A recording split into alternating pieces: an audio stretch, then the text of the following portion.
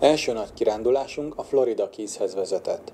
Az a sok-sok sziget ott Florida végén, mindegyiknek a neve valamilyen Key. Hogy miért is? Amikor Juan Ponce de León megérkezett 1513-ban, hogy feltérképezze a szigeteket, még Los Mártires, vagyis mártíroknak hívta őket, mert szerinte bajba jutott férfiakra hasonlítanak.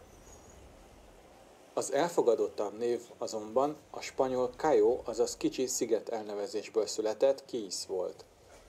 Mintegy 800 sziget alkotja a floridai szigetvilágot.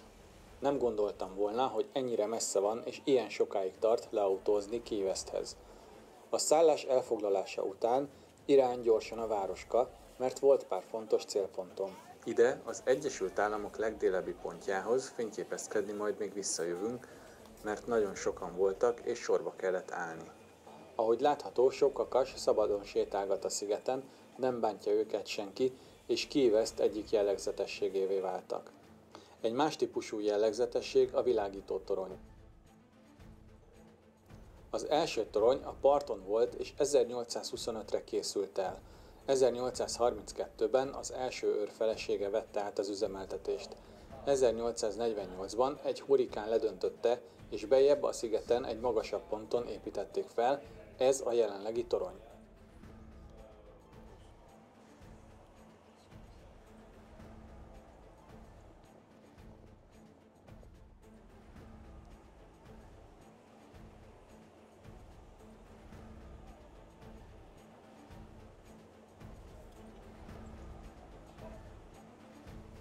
Az alja tégla, a teteje kovácsolt vas és Franciaországban gyártották, és itt szerelték össze a helyszínen.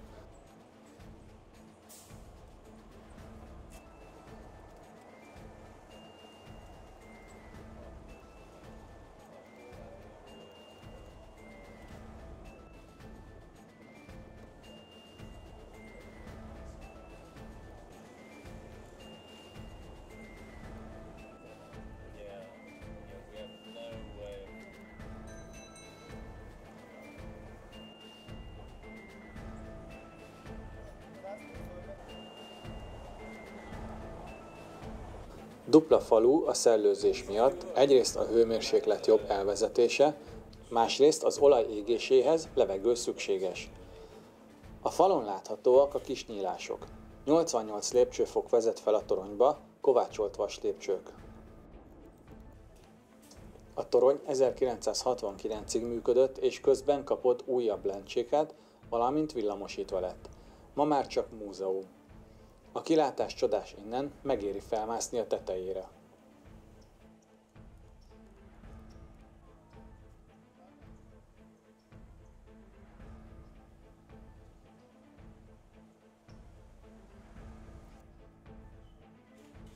Ez a toronyőr, vagy ha úgy tetszik, a tűzőr háza.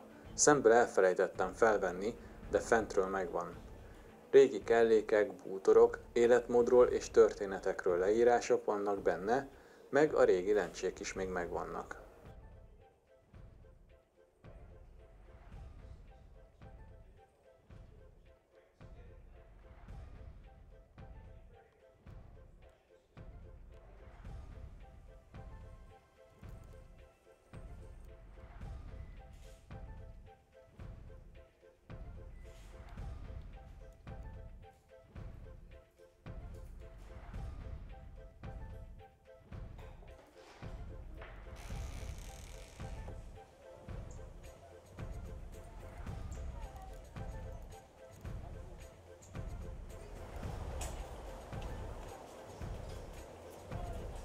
Ez pedig már Hemingway háza.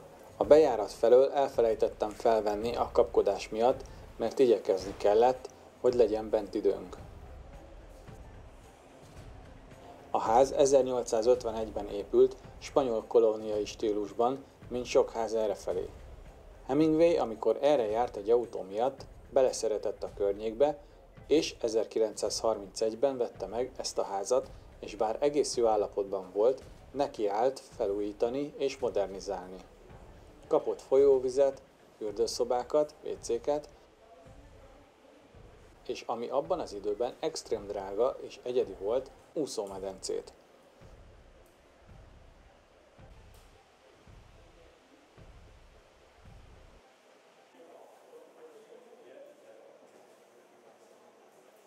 Itt fejezte be a Father to Arms című könyvét.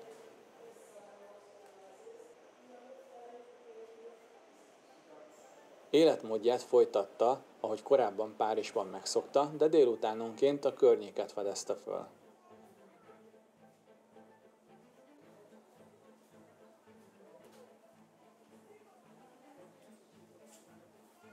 Jellegzetes, körerkélyes ház, és látható innen a világítótorony is. A kert is nagyon szép, de ami feltűnik, az a sok macska. Néhányuk még Hemingway öreg macskájának a leszármazottai, Hófehérkének, akinek 6 ujja volt, és ezek a macskák azóta is hordozzák ezt a gént és tulajdonságot. Bár én ezt nem ellenőriztem le.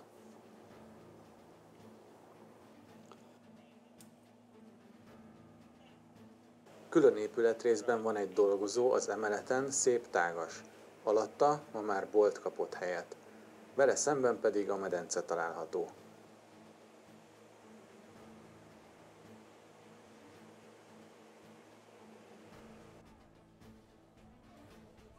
A macskák kaptak saját házat, a Hemingway ház kicsinyített mását. Igen jó dolguk van itt.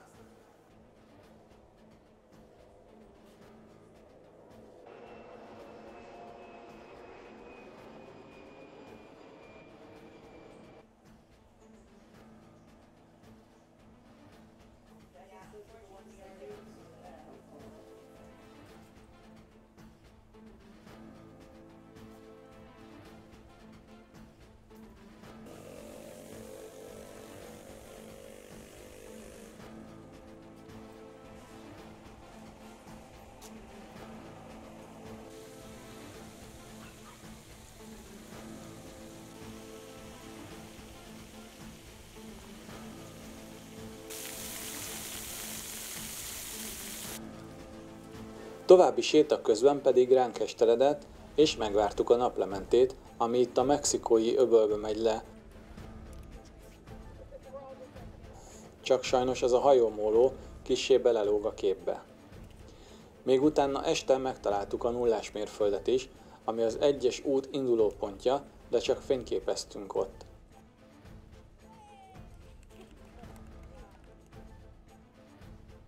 Másnap reggel pedig az erődöt látogattuk meg.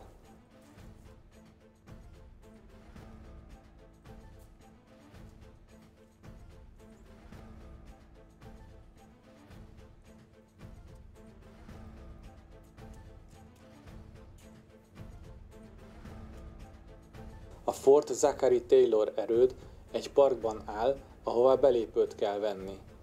A partra is le lehet menni, természetvédelmi terület és katonai terület is, és igazából valahol itt van a legdélebbi pont, csak ez lezárt terület. 1845-ben kezdték építeni, nem sokkal azután, hogy Florida állam megalakult, és 50-től már használták. A nevét az akkori elnökről kapta.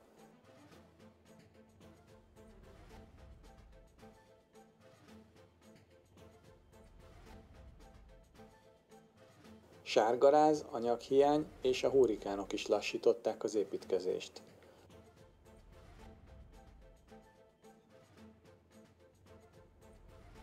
Az erőd 3 emeletes volt, és a legnagyobb ágyúja a 10 incses Rodman and Columbiad hatótávja 3 mérföld volt, ami abban az időben igen komolynak számított.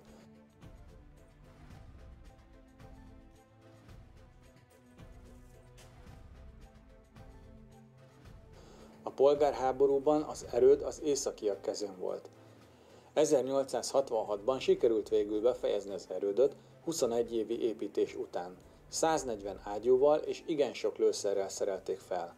Az erőd aztán használatban volt a spanyol-amerikai háborúban is, amikor az államok segített függetlenedni Kubának Spanyolországtól, de aztán bent felejtették magukat Kubában.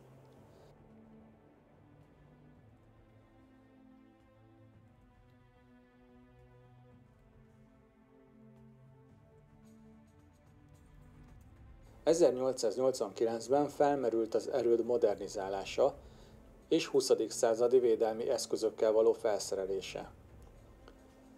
1947-ben átkerült a haditengerészethez, 68-tól pedig eltemetett polgárháborús ágyút és egyéb fegyvereket ástak ki, így 1971-ben védetté nyilvánították, majd 2 évvel később nemzeti történelmi hellyé.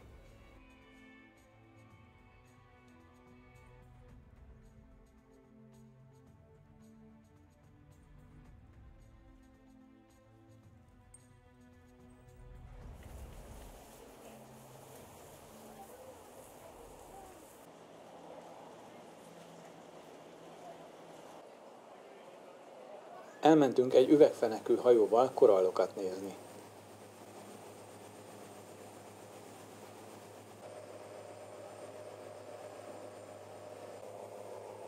Az egyik legjobb rész az volt, amikor a delfinek velünk húztak és ugráltak ki a vízből.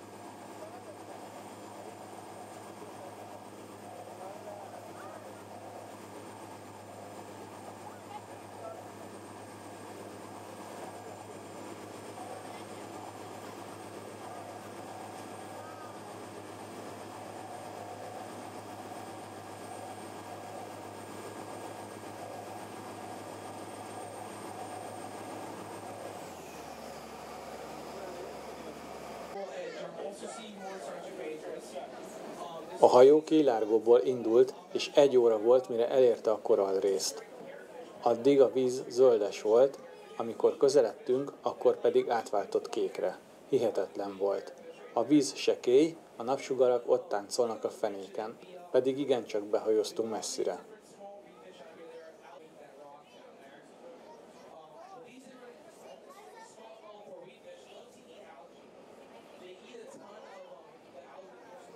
Lehetett azért látni, de nehezen és nagyon figyelni kellett, meg is szédültem tőle. A kamerán annyira nem fog átjönni a dolog. Én mondjuk azt a színességet vártam tőle, amit a tévében lehet látni.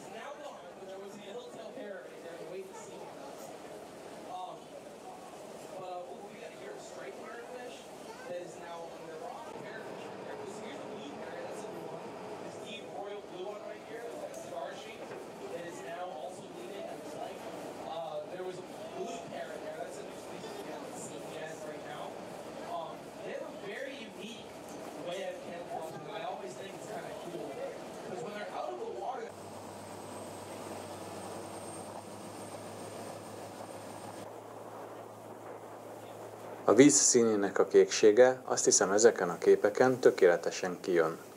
Majd visszafelé haladva újra sötétebb lesz.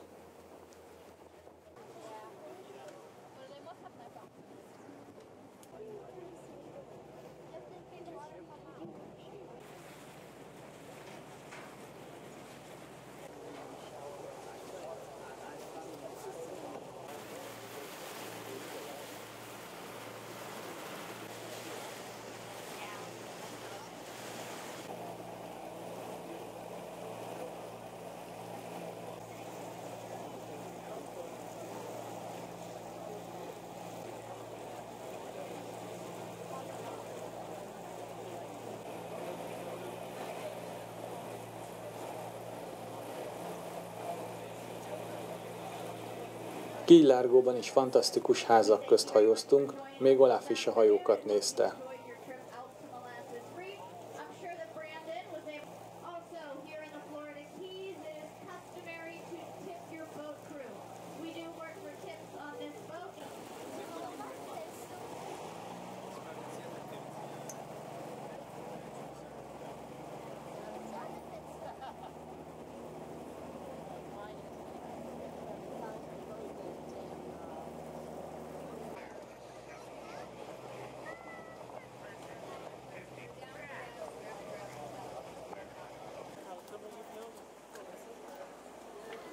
Az Africa Queen az azonos című filmből állítólag az eredeti hajó, ami a filmben szerepelt, Humphrey Bogarttal és Catherine Hepburnnel.